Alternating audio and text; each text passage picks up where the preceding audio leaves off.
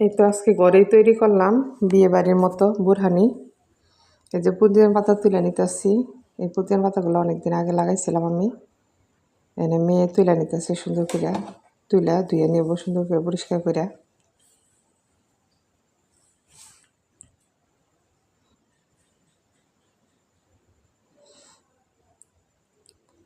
ধুয়ে নিয়ে এখন ব্লেন্ডার দিয়ে দিব কয়টা গোলমরিচ, আমার গোলমরিচের গুঁড়া ছিল না, আর 2টা কাঁচামরিচ পুদিনা পাতা দিয়া সামান্য পানি দিয়া ব্লেন্ড করে নেব।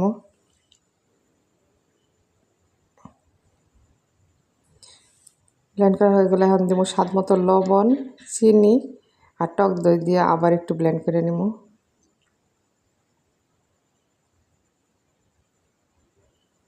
ব্লেন্ড করা হয়ে গেলে সবশেষে দিব হইতেছে বিট লবণ আর একটু চটপটি মশলা দিয়ে আবার একটু ব্লেন্ড করে নেব।